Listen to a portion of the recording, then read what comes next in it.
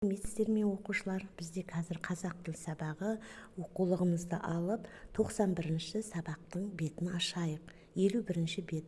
Жалпы есім және жалпы есім. Балалар, сендер бүгінгі сабақта зат есімнің жалпы және жалпы болып бөлінетінін білетін боласыңдар. Заттың атын білдіретін сөздерді зат есім дедік. Енді зат есімдер екіге бөлінеді екен. Жалпы есім және жалпы есім. Жалпы есімдер балалар кісінің аты жөнін, жер су аттарын, жан-жануарларға қойылған атауларды білдіреді. Ал одан басқаның барлық заттың аттары олар жалпы есім болып саналады екен. Сонымен мына мысалға қарайық. Жалпы есімдерге мысалы Алатау, ол таудың аты, Балқаш көлдің аты, Сәуле қыздың аты, Тараз қаланың аты, ал Ақтөс иттің аты. Бәрі де бас әріппен жазылған, бәрі де бір заттың атауы. Ендеше осындай сөздерді жалпы есім деп атайды екенбіз. Ережені жақсылап жаттап алыңдар. Енді мынау есімдерге балалар назар аударайықшы. Абай, Ыбырай, Шоқан, Шәкәрім, Мұқағали кім бұлар? Әрине ақын жазушылар қазақтың. Қызылорда, Павлодар, Өскемен, Түркістан қаланың аттары. Назар аударып отырыңдар, бәрі де бас әріппен жазылады. Балқаш, Арал, Зайсан, Іле, Есіл өзен көлдердің аттары.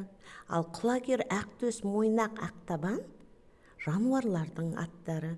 Жәнібек, Керей, Есім, Тәуке, Абылай, Қасымхан бұл атақты қазақтың хандары.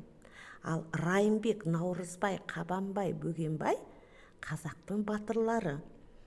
Енді әрбір қалада көшелер болады. Ол көшелерге атау береді.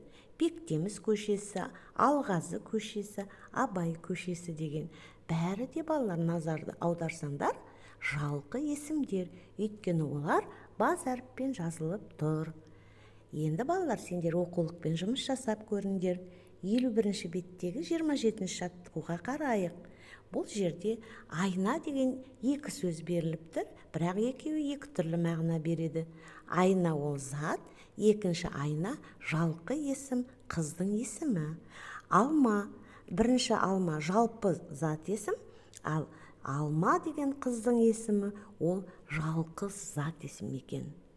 Енді сендер түсінді деп ойлаймын. Оқулықпен 52-ші беттегі тапсырмаларды орындаңдар.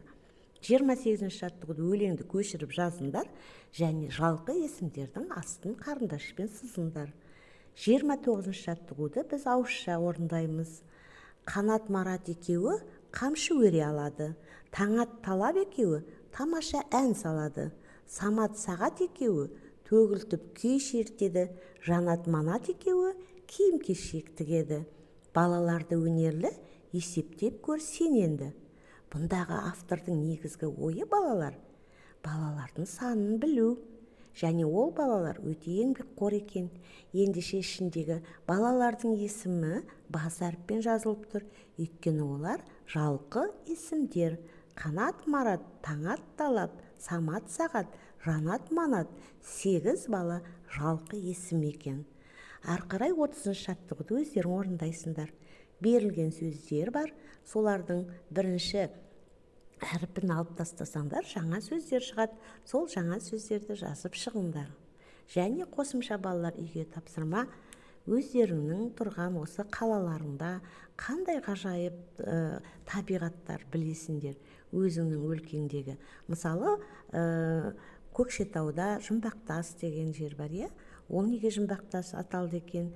Әнші құм деген бар. Әнші құм үнемі жерде жаяу жел болып дауыл тұрып тұрады екен. Ызылдап жаңағы құм көшіп тұрады. Сондықтан ол жерді әнші құм деп атаған. Міне сондай жерлер болса, өздерің соны айтуға дайындалып келіңдер. Ал түсінбесеңдер және сабақты дұрыстап орындағаннан кейін маған кері байланыс жасаңдар. Жұмыстарыңа сәттілік. Ережені жаттап алыңдар.